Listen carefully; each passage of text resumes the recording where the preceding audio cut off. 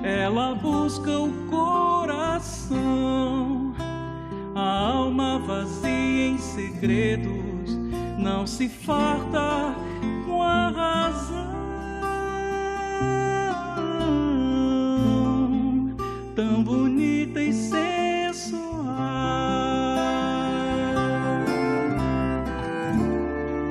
é Maria Madalena, sofredora em sua cruz.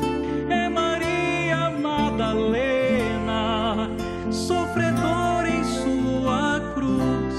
Ela sofreu, se transformou. Magdala de Jesus se converteu, a todos amou. Magdala de Jesus.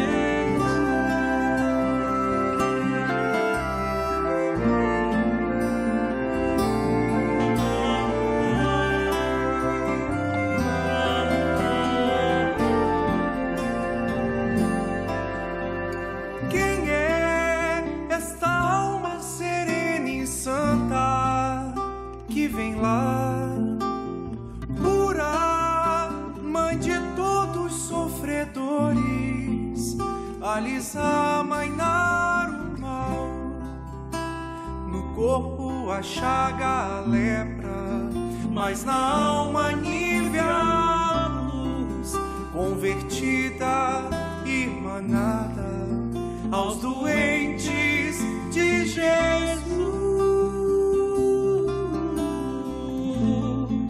caridosa e fraternal. É Maria Madalena, Magdala de Jesus. É Maria Madalena, Magdala de Jesus. Ela sofreu, se transformou. Magdala de Jesus se converteu, a todos amou. Magdala de Jesus, ela sofreu, se transformou.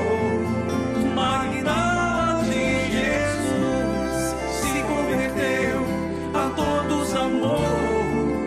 Magdala de Jesus,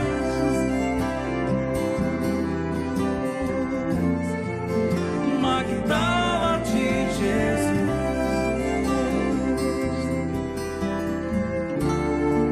Esta alma serena e santa que vem lá, Magdala de Jesus,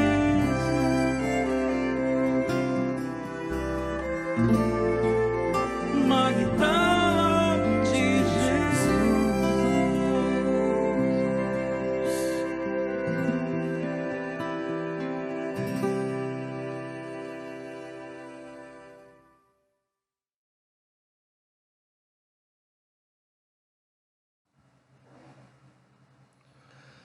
Um bom início de noite a todos. Como sempre, né, uma grande oportunidade estarmos aqui reunidos para essa finalidade que é de estudo, de aprendizado, né? E é sempre importante, eu acho muito importante sempre salientar isso, né? Porque nós temos que entender, conhecer a verdadeira função do Espiritismo, né? O Espiritismo ele é um grande mapa, né? O Espiritismo ele não ele não estabelece um nível de conduta para quem deve estudar o Espiritismo, né? Quem é que pode se considerar espírita. O Espiritismo ele é na nossa concepção, é a mais moderna e a mais perfeita representação da lei divina, né? Reformada, né? Claro, reformando todas as outras correntes, todas as outras versões que já tinham sido trazidas através dos espíritos enviados, né? Que foram os fundadores das religiões, né? Por Jesus, né? Esse ser já na condição perfeita. Então, apesar das nossas dificuldades, dos nossos erros, nós temos que continuar estudando e tentando, dentro do possível, racionalizar esse entendimento, esse aprendizado e fazermos o possível para pôr em prática, né? E hoje nós vamos, como já foi apresentado, entender ou comentar um pouquinho sobre a questão dos milagres, né? Então, existem milagres, né? Qual é a visão do Espiritismo sobre os milagres, né? Então, nós temos que considerar o que essa palavra significa, para que a gente possa iniciar a tratar do assunto. Então, a palavra milagre, pessoal, nós temos que lembrar que o latim, né, foi aquele que, no fim das contas, acabou trazendo as versões dos evangelhos para boa parte do mundo, né? Mas Jesus falava aramaico, né? Então muitas coisas que foram passadas para papiros que Jesus ensinou foram primeiro no hebraico, né? O aramaico era um dialeto, e depois em grego, né? Como os apóstolos muitos escreveram em grego. E só posteriormente, quando a religião, né, se tornou, quando o cristianismo, né, através da religião católica, se tornou a religião aceita, a religião do império, porque naquele tempo a religião do rei, ela era a única possível, e todas as outras eram condenadas e perseguidas, né? Então os cristãos primitivos foram perseguidos por 3 séculos, mais ou menos, e depois, posteriormente, o cristianismo virou, através do catolicismo, a religião oficial. E então os textos começaram a ser passados para o latim. Então tinha uma palavra, né, que eu fui procurar lá em aramaico, que é a palavra mofé, ou mofet, né? Não sei falar aramaico, né, hebraico, mas essa palavra significava o que para nós é o milagre, prodígio, algo fantástico, algo miraculoso, né? E posteriormente no latim eles adequaram, né, o Haroldo, que é formado em grego e latim, ele explica muito bem esses campos semânticos, né? Porque eram línguas antigas, que tinham toda uma outra estrutura, então tem que procurar a que aquele termo se referia. Então, no latim já era o mirare, né? O mirare que depois evoluiu para mirar em espanhol, o ver, né? Olhar. Então, era de admirar-se, então era algo que fazia se admirar. Então vejam que para nós começarmos a entender a ideia de milagre, nós temos que entender naquele contexto. Como o Haroldo muito bem explica, nós temos que pegar um fato e viajar mentalmente naquele tempo, viajar para aquele tempo, entendermos o que se passava lá, porque senão fica descontextualizado e nós não entendemos. Não adianta nós pegarmos um fato bíblico, um ensinamento, e queremos entender como a aplicação dele no mundo de hoje. É claro que o ensinamento, a essência, essa é perene, essa é para sempre, né? Os Espíritos nos mostram, nos trazem que Jesus ensinava valores e lições para a eternidade, né? A perfeição dele. Mas o contexto em que as coisas aconteciam, nós temos que buscar, porque é diferente do nosso. Nós estamos falando de outra civilização, há 2000 anos atrás, né? Noutro lugar com uma língua completamente diferente, né? Então é isso que essa palavra significava. Para nós, milagre, vejam bem, para a maioria das pessoas, milagre já tem esse sentido bíblico, né? Que se evoluiu, né, através da Bíblia, né? Da religião católica. Então, de que só Deus e os santos, e consequentemente Jesus, que na religião católica, pelo menos na visão mais tradicional, se confunde, né? Jesus é Deus personificado, nós já entendemos, estudamos que não é assim, né? Jesus é o nosso irmão, é um espírito extremamente evoluído, que atingiu o grau máximo de evolução que você pode adquirir, né? Então, nós entendemos assim, é diferente, né? Então, o milagre, nós voltando nesse contexto, nós já vemos que não é algo que somente Deus e os santos podem fazer, né? Vejam que na Igreja Católica, para que alguém que viveu e já desencarnou, né, morreu, passe a ser santo, ele tem que ser considerado de tal forma pela Igreja. Então existe um processo, eles têm que aferir que eu não entendo o processo, não conheço em detalhes, mas que essa pessoa, né, que essa pessoa, enquanto na Terra, operou um milagre, ou 2 ou 3, não sei, e aí essa pessoa passa por um processo da Igreja e passa a ser considerada santa. Então só os santos e Deus podem fazer milagre, né? Pois bem, aí vem o Espiritismo, né? O Espiritismo evolui. E a primeira coisa que o Espiritismo faz é oferecer uma desconstrução do termo, uma reformulação do sentido da palavra milagre. Então, milagre não passa a não ser mais somente algo fora da natureza, algo incrível, algo não possível, que só Deus ou os santos conseguem. Mas o milagre passa a ser algo incrível, algo fantástico, né? Mas que está na natureza. Então vejam, os Espíritos explicam suficientemente no Livro dos Espíritos, na Gênese, que tudo está na natureza. Então vejam que aquilo que é chamado de sobrenatural, que é a ideia do milagre bíblico, né?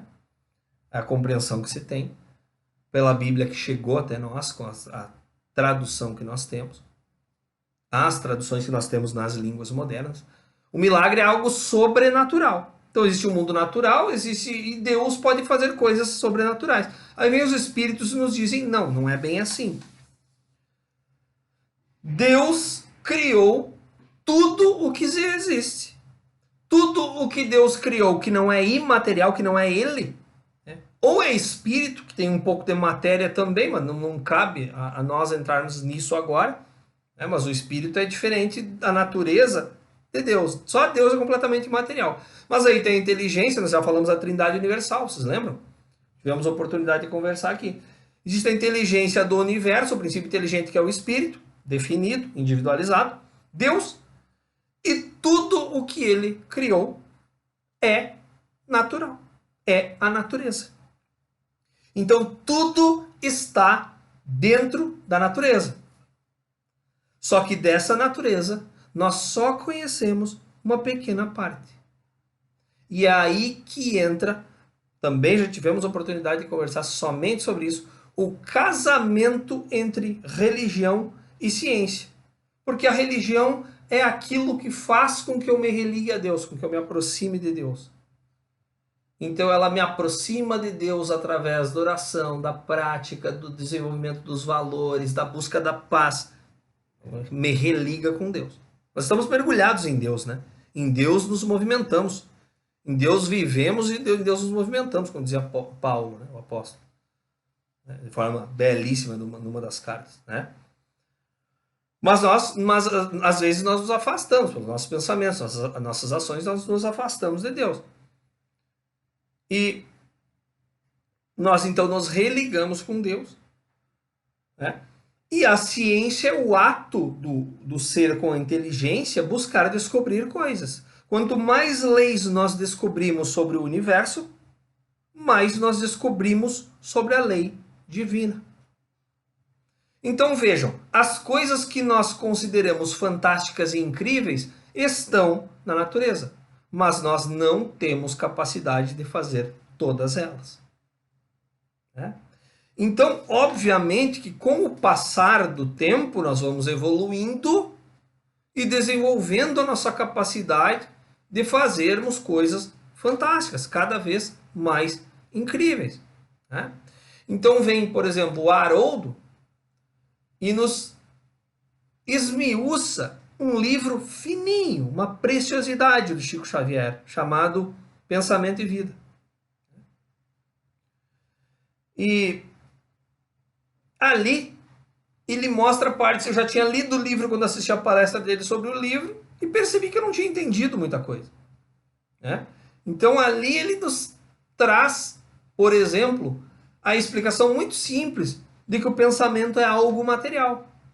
Ele é invisível para nós, é uma mera energia, ela é algo que nos escapa completamente.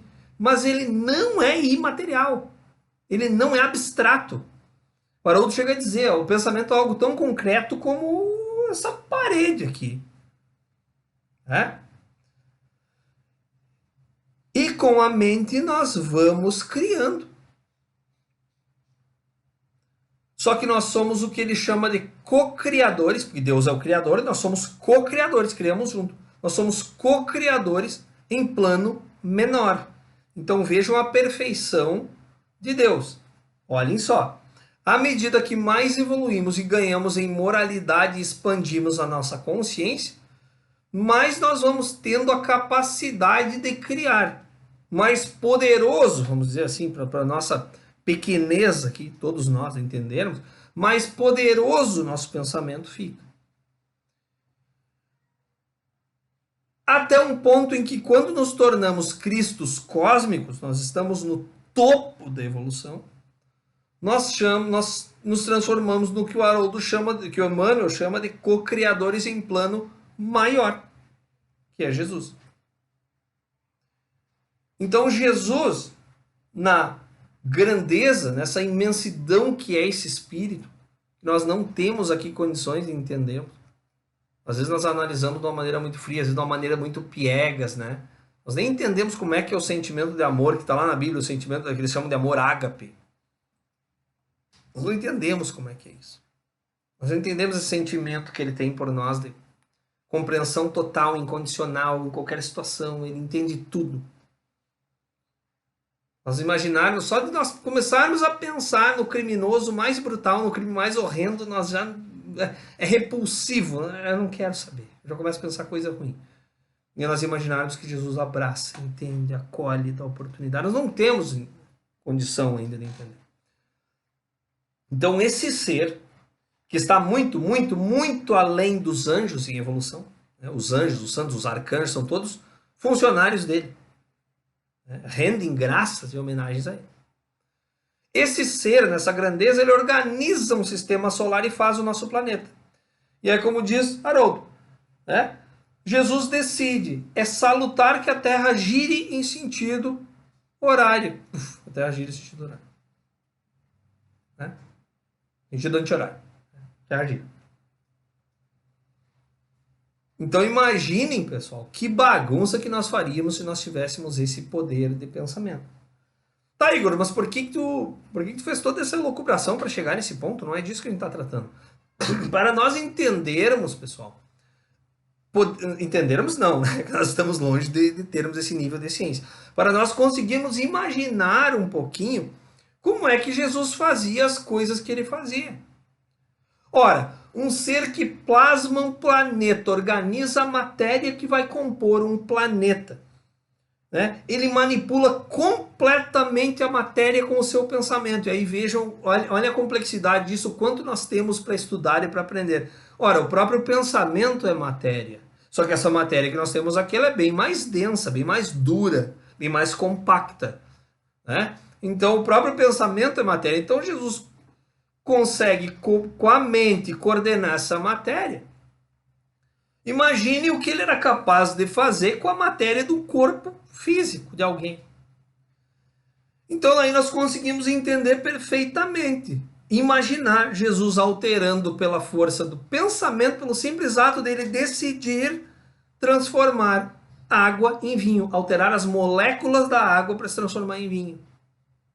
Claro que nós pegarmos lá na química, né, uma molécula de água, uma molécula de vinho é bem mais complexa. Tem elementos, tem átomos ali que não estão na água, mas eles estão no éter, eles estão no ar.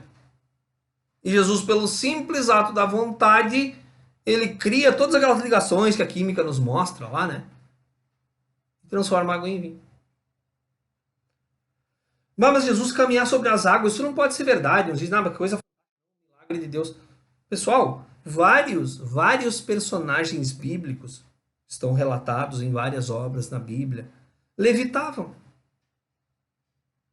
São José de Cupertino, né, beatificado pela igreja, e outros levitavam.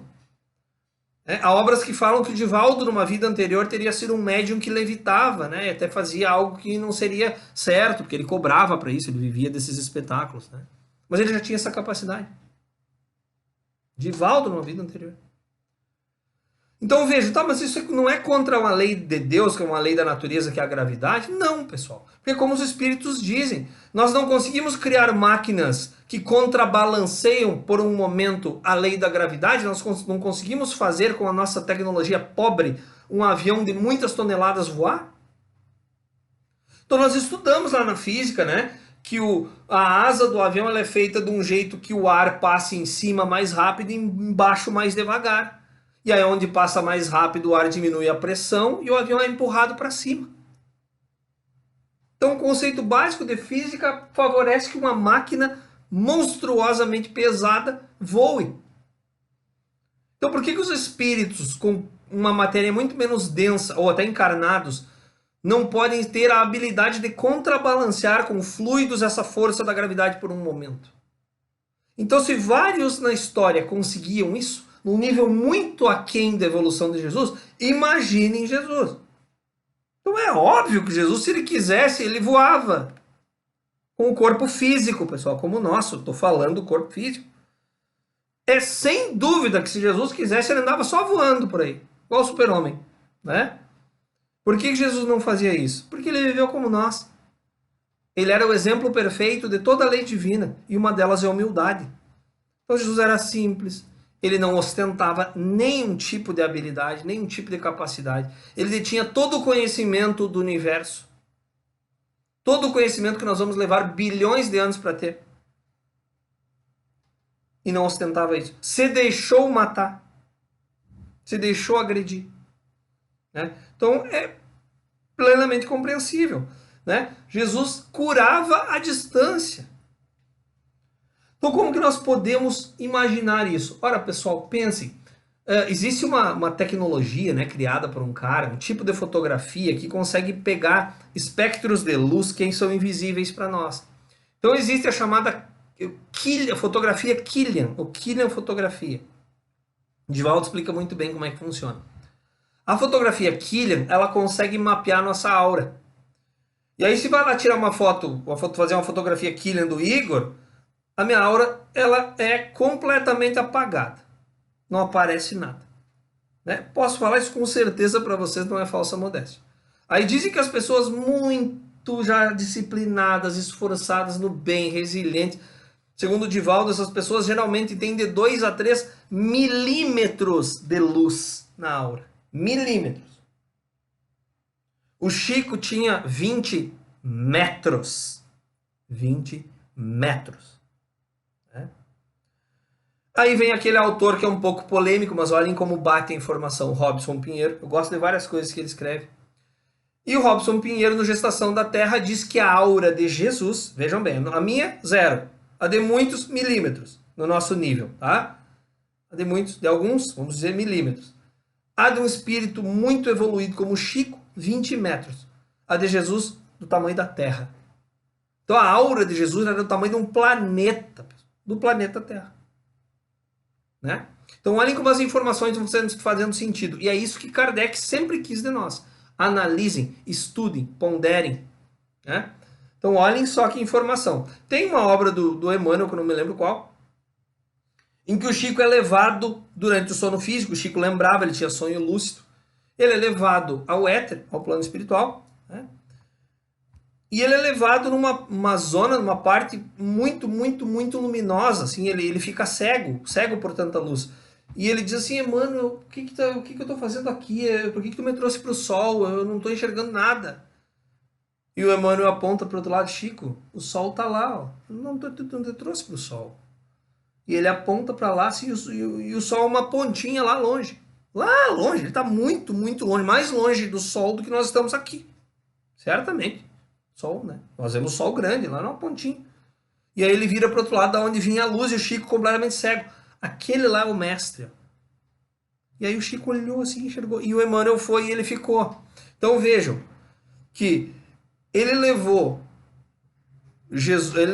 Chico durante o sono físico próximo de Jesus, porque o espírito dessa magnitude que era o Chico, né? E foi ao encontro de Jesus, e era uma luz tão intensa que Jesus estava muito longe dele, e ele já não conseguia mais nem enxergar de tanta luz. Né? Vejam que interessante. Outra informação que também é bastante pertinente a isso, é que se diz que quando Jesus se aproximou da Terra para reencarnar, né? A Terra entrou no período chamado de Pax Romana. Cessaram as guerras, veio uma súbita paz em todo o planeta. Porque Jesus, com a sua aura, com aquela energia poderosíssima, começou a brandar todos os pensamentos, corações da Terra. Então vejam como faz sentido. Jesus tendo essa aura energética, não é possível nós compreendermos, imaginarmos como é que ele curava a distância. Ele abarcava com energia todo o planeta. Então quando vinham dizer para ele, mestre, me ajuda, minha filha, se aquilo era possível, se o plano reencarnatório daquela pessoa que ele conhecia à distância permitia, porque às vezes há vários relatos de situações que Jesus não curou, né? Que ele explicava para a pessoa, ele fazia toda uma palestra e a pessoa ficava, né, extasiada com aquilo, e a pessoa entendia por que ela tinha que enfrentar aquela prova e ele não curava. Se a pessoa merecia, podia ser curada, ele curava. Tá, tudo bem, pode ir embora que a tua filha está curada. Tua fé curou ela. Então vejam, há obras que mostram, obras espíritas, né, do Vitor Hugo e tal, em que Jesus toca no aleijado e os ossos deformados começam a endireitar. Então é uma coisa fantástica. Como é que ele fazia isso? Manipulação de células, num nível que a nossa biologia está muito longe de entender. Mas vejam que nós já conseguimos entender que não se trata de nada maravilhoso, nada fora do natural. Tudo dentro da natureza. Natureza a qual hoje nós conhecemos X, ainda é muito pouco, mas no passado conhecíamos muito menos. Né? Então o próprio Jesus dizia, podeis fazer tudo o que eu faço e muito mais, mas obviamente que com o tempo, com a evolução. Então veja que todos aqueles que saíam em nome dele, já preparados para fazer um trabalho grandioso, como os apóstolos, como Paulo, começaram a operar curas. Né? Então essas curas aconteciam. Então tem uma passagem há 2000 anos, não, no Paulo Estevão, desculpe, Paulo Estevão, em que Paulo se aproxima dele, lá um velhaco começa a ouvir o que Paulo andava fazendo e tenta, obviamente, né, que ele não tinha nem ideia das mais básicas noções de essência do cristianismo, e ele começa a tentar aliciar Paulo para transformar aquilo num espetáculo e ganhar dinheiro. E quando Paulo se recusa, ele se revolta. E Paulo temporariamente cega o homem. Obviamente sem agressão. Ele diz alguma coisa, não lembro da passagem exata do livro, mas ele fala, em nome de Jesus, não verás mais. Ele fala uma coisa assim e o homem fica cego. Mas ele não tira, ele não danifica o físico. Essa cegueira é temporária, ela dura algumas horas e retorna. E aí essa pessoa fica convertida. Ele se transforma completamente a partir daquele, ou fica muito chocado, né? Para possivelmente num futuro breve, ou até numa existência posterior, se modificar completamente por causa daquele episódio. Então por que Paulo consegue fazer isso? Ora, porque Paulo já estava numa atmosfera, ele já estava vivendo energeticamente numa faixa vibratória muito mais elevada, trabalhando com energias muito mais sutis em prol do bem. Então essa capacidade é absorvida. Olhem as curas que Pedro operou em nome de Jesus. Sempre dizendo, né? Sempre dizendo. E Jesus mesmo dizia, não sou eu que cura, é Deus. O que Jesus queria dizer? Está tudo na natureza. Eu só sei operar isso. Se ele fosse falar para cientistas hoje, ele falaria isso. Eu só sei operar isso. Eu aprendi com os meus bilhões e bilhões e incontáveis bilhões de anos de evolução, eu aprendi a manipular essas energias que vocês ainda não aprenderam. Né? Então Pedro dizia, por humildade, não, é Jesus, o nome de Jesus que eu curo, o mestre que sabe. E aí o próprio mestre dizia, não, é Deus. Porque tudo está em Deus. Né? Então, será que no futuro nós podemos curar, nós também operaremos curas? Ora, nós podemos supor, né, se o próprio Jesus dizia, que nós vamos continuar evoluindo, nós vamos continuar nos despojando dos nossos defeitos, nós vamos continuar crescendo passo a passo, vagarosamente, em aspectos morais, nós vamos nos melhorando, nós vamos ficando mais resilientes, com ombros mais largos, nossa fé vai aumentando, e nós vamos entrando, então, cada vez mais nessa faixa de pensamento energética que vai nos permitir a manipulação dessas energias.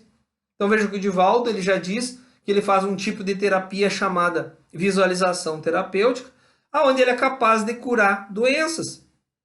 Ele conta que ele estava muito próximo de ter um câncer de próstata e através de uma espécie de treinamento de sessões onde ele orava e visualizava, ele acabou fazendo regredir, né, o exame de PSA dele. Ele conta isso nas exposições dele até hoje. E que o médico dele disse, Divaldo, o que está acontecendo? Tu tinha que canonizar se fosse católico, porque o que está acontecendo aqui é um milagre. Né? E na verdade Divaldo estava simplesmente potencializando energias no corpo dele, vibratórias muito positivas, muito elevadas, que curavam as células dele. Né? Obviamente que o Divaldo não, ele é um ser encarnado em missão, né? Bastante elevado, um grande trabalhador de Cristo, mas ele não pode dizer para ele, eu vou me curar, agora eu tenho um problema físico. Plim! Não é assim. Né? Mas ele já está num estágio mais elevado que nós. Então vai chegar um momento em que nós vamos estar nesse estágio.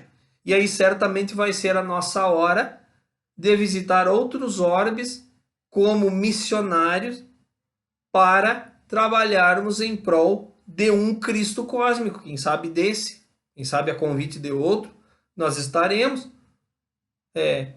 aptos a fazer isso.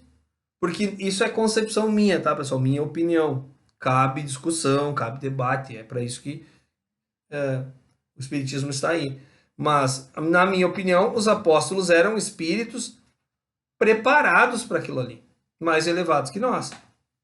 Claro que eles se modificaram, que eles cresceram muito.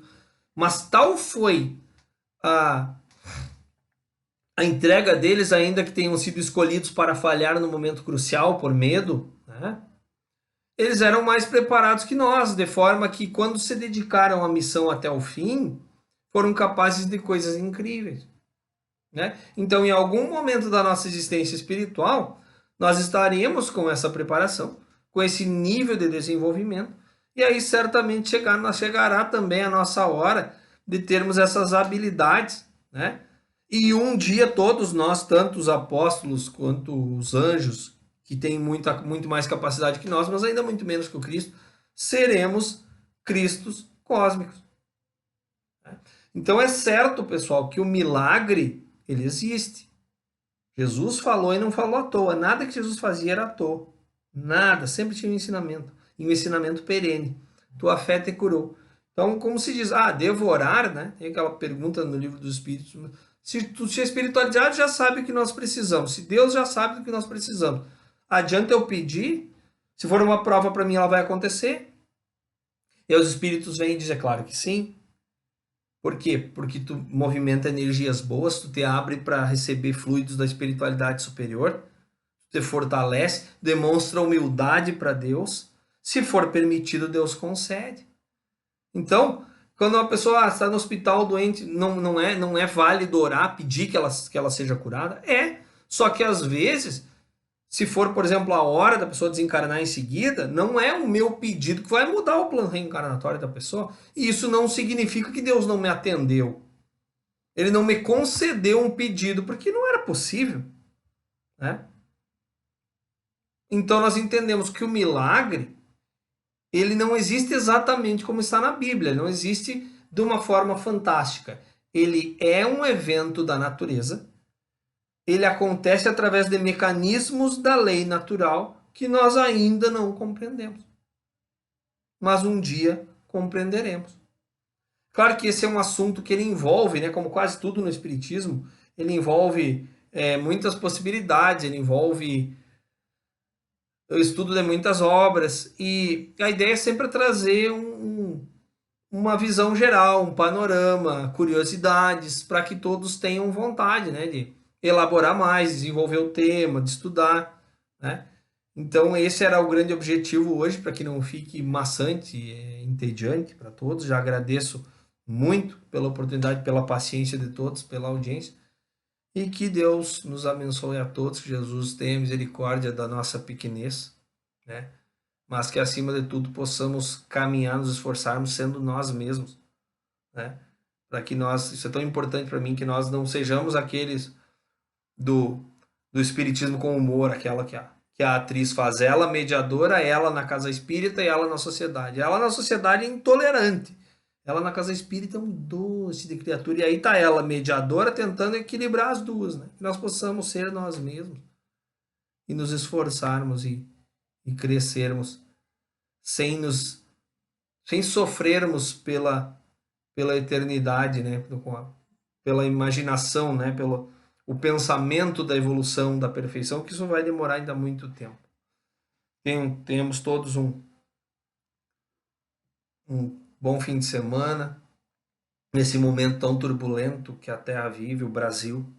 Deus possa nos abençoar, que nós sejamos fortalecidos, né, nesse momento em que energias tão pesadas nos afetam tanto, nos incomodam, nos oprimem, que nós sejamos amparados por Deus. Muito obrigado pela audiência de todos, ficamos com Deus, até a próxima.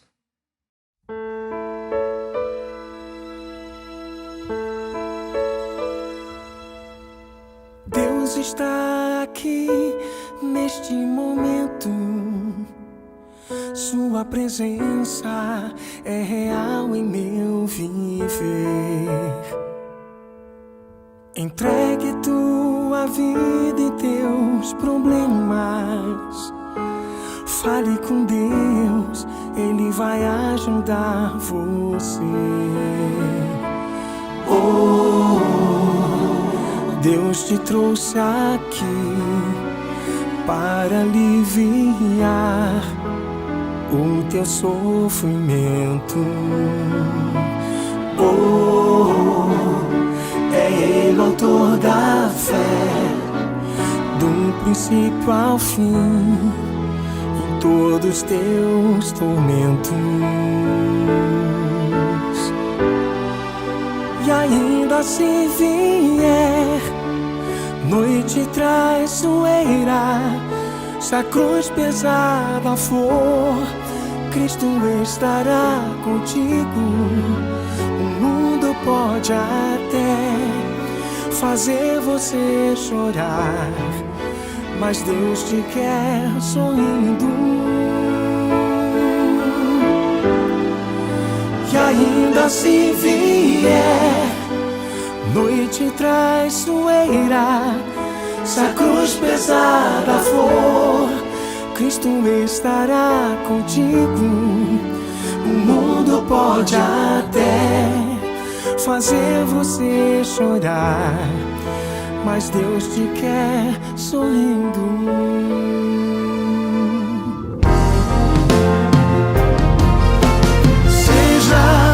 Qual for o teu problema, fale com Deus, Ele vai ajudar você. Após a dor vem a alegria, pois Deus é amor e não te deixará sofrer. Deus te trouxe aqui para aliviar o teu sofrimento. É Ele o autor da fé, do princípio ao fim, de todos os teus tormentos.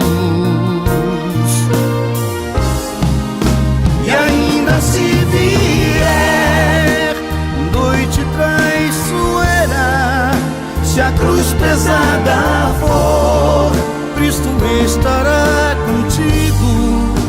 O mundo pode até fazer você chorar, mas Deus te quer sorrindo.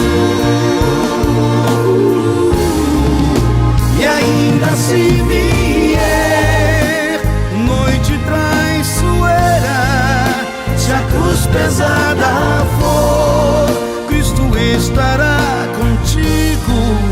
O mundo pode até fazer você chorar, mas Deus te quer sorrindo.